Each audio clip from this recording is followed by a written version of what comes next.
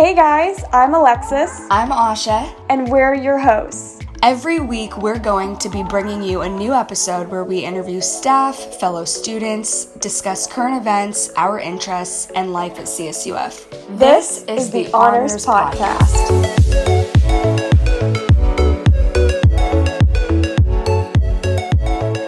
All right, welcome to the Honors Podcast. The Honors Podcast is a student-produced podcast that aims to bring information about life at and outside of CSUF. We'll be covering many topics relating to life at CSUF, or college in general. We'll also cover real-world topics and issues. The Honors Podcast will feature guest speakers of all kinds, from your fellow students to CSUF faculty. We look forward to going on this journey with you. Now, let's get to know the team behind the podcast. This podcast is going to be led by your two hosts, which are me and Alexis, and we also have two fabulous script writers and a wonderful editor that you will meet very shortly. So we're going to go ahead and start with introductions. So, hi, I'm your other host, Alexis Colin. I'm a second-year business major looking to add on French as a second major. I've been in the University Honors Program since fall of 2019. And I am your other host. My name is Asha Bhattacharya. I am a senior in college, so it's my last year. I am studying business administration with a concentration in marketing, and I have a minor in psychology. So a few things about me. I have been in the business honors program all 4 years of college. It's been a wonderful experience. I've served as the executive director for marketing, and this year I'll be the vice president of public relations. I have experience as a student leader here at Cal State Fullerton. I served as a resident advisor for 2 years.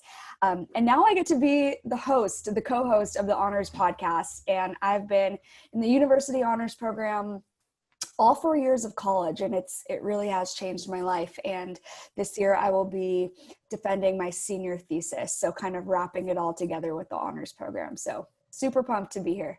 Hi, I'm Taylor Ray. I'm a third-year English major with a minor in journalism. I've also been in the honors program since my freshman year, and I am one of your honors scriptwriters. Hi, I'm Megan. I'm a first-year business major. I'm planning to concentrate in finance, and I'm also one of the script writers. So I'm also part of the business honors program, and I've just joined the honors program, and I'm also part of this year's honors student advisory council. Taylor and I brainstorm ideas, and we write the scripts for every podcast episode. Hey guys, so I'm Phoebe Sakrani. I'm also a first-year business major, and I'm the podcast editor. So my job is basically just to they're going to record the podcast. I'm going to cut them up and try to make them look good for you guys to listen to. Thank you, guys. With introductions aside, let's answer a few questions to get to know each other. So I'm interested to hear from you guys. What podcasts or types of podcasts do you typically listen to? I've been pretty interested in the law and crime genre for several years. I've read lots of novels and watched TV shows about that kind of genre. So the same kind of applies to the podcast I like. So I like listening to Mugshots, Swindle, and the True Crime Chronicles. I'm also a fan of the Try Guys Tripod since I've been a big fan of the Try Guys for a couple of years now. What's your favorite crime podcast to listen to?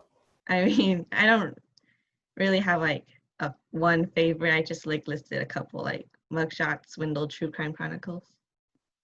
Cool. I didn't really listen to podcasts a lot before quarantine, and then quarantine hit, and now podcasts are my favorite thing. So I've been listening to a lot of Crime Junkies podcasts, which will walk you through old crime cases, how they were solved, or how the cases eventually got cold. Sometimes they'll even talk to you about how you can get involved in cases or petition the government to release documents. Super interesting. Sometimes those podcasts scare me if I listen to them too late at night. So I also listen to movie podcasts, which will take you behind the scenes. So one of my favorite films is Alfred Hitchcock's 1960 movie Psycho. So I listen to a podcast called Inside Psycho that kind of takes you behind the scenes of that and how they made it in that time period. That's super interesting, actually. I think the only sort of crime type thing that I've been into is the Ted Bundy series, where they go really in depth about the type of person he was and how he was able to deceive so many people. I'm sure you've seen it. Yeah, it's pretty good. What about you, Phoebe? All right, so excuse me. I'm also really interested in crime. podcasts. One I've listened to pretty consistently is actually called the Serial Killers Podcast. So every episode talks about the story of a specific serial killer. I know this sounds really like, like morbid and graphic. We have a lot of like crime people in here. It's kind of dark. It's getting really dark in here.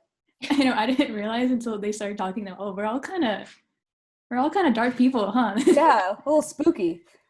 Well, I mean, on the brighter side, I also really like just to listen to this podcast. It's called Showmance. The hosts are Kevin McHale and Jenna Ushkowitz. They're these two actors who used to be on the show Glee. So they actually talk about behind the scenes of the show, and they bring on they bring on guests who either been on crew or have actually acted in the show. So it's really interesting to see like the behind the scenes of that. They also just talk about their friendship in general and how they get through their adult lives and things they've gone through. So it's really interesting for me as well. Cool. That's so cool. I like to listen to pretty much any podcast that has anything to do with Star Wars. I'm there. I also like to listen to stuff you missed in history class. I like the little history facts that they share. So moving on, how are you all finding online classes so far? Do you like them better than online, or do you prefer in person? I think online classes, for the most part, they're pretty nice. Like, besides the whole like technical errors and crashing out of the Zoom calls, it's pretty nice learning from home. Although I'd rather be on campus, since one of the reasons I picked Fullerton was because of the campus. So once we can return to in-person classes, I'd like to be back on campus. Yes. All right, Taylor, do you want to answer next? Yeah, I agree. I would much rather be in person. I miss walking around. I miss working on campus. I miss seeing people. I think I miss that social aspect a lot. Being at home, it's hard to motivate yourself to sit down and do work and sit at your computer for hours on end. But it's been okay. I'm trying to do my best to keep in a routine and keep things going. Obviously, I would love to be back on campus, but this is okay as of right now. Yes, I think it's a really good point that it is a lot harder to stay motivated, at least for me too, at home. And I think for everyone else to hear that they're not alone in not being able to get motivated, I think that's a really good thing to share. So thank you for sharing that. Yeah, thanks. And then Phoebe, do you want to finish off this question? I'm pretty much in the same boat as Taylor and Megan. Like, I would prefer if it was in person. I miss the interaction, and being a freshman, I was really looking forward to actually being able to make friends, and this whole thing has been a little bit harder because everyone's kind of more awkward. In our new group chats, we don't really know each other. We don't get how the other people are. So that's been kind of difficult. But I know, for considering our situation right now, it's probably best to be online. So hopefully next year we'll be back and back in person.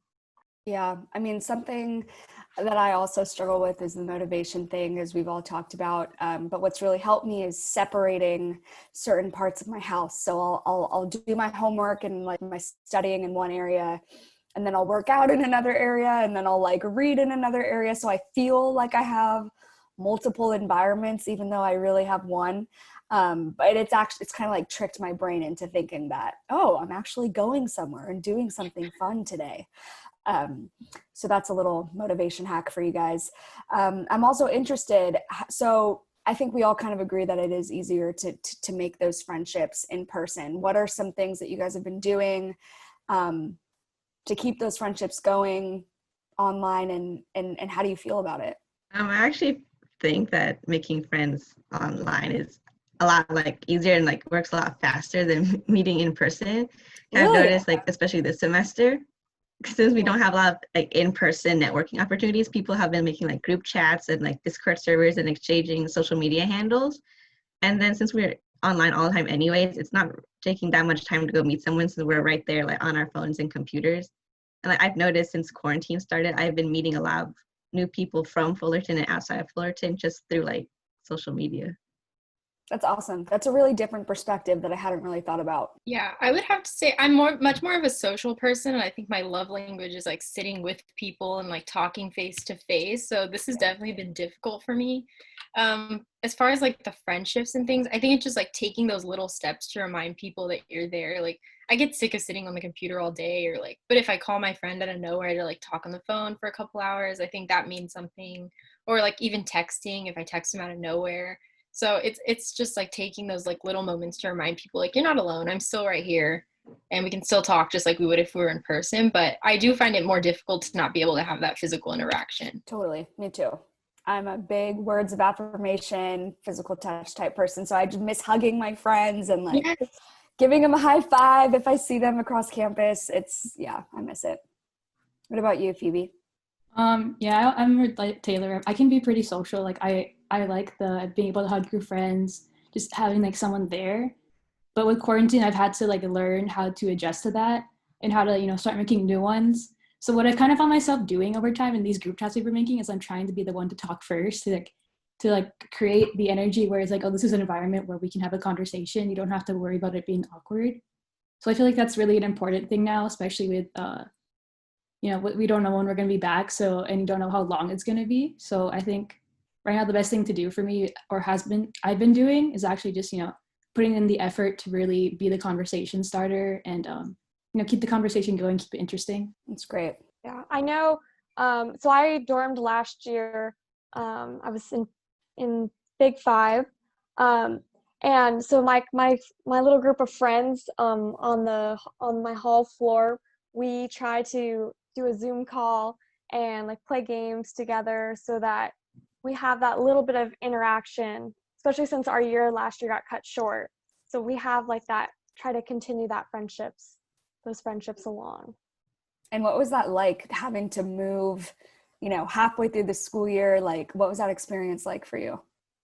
Well, for me, so I live 15 minutes away from campus, so it wasn't as big of a deal for me because I just had to pack up my car and drive for 15 minutes to bring it back, and I could make multiple trips, no problem.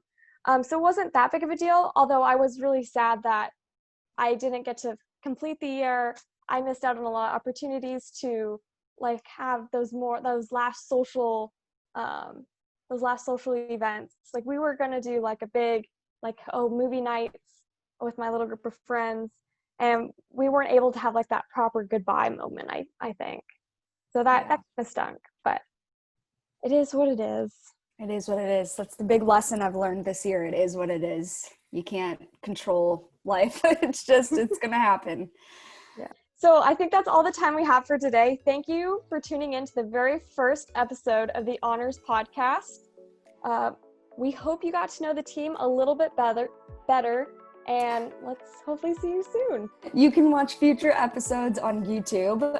Make sure to follow us at hsac.csuf on Instagram and at CSUF Honors on Twitter for updates about the podcast. And we will see you next time. Bye.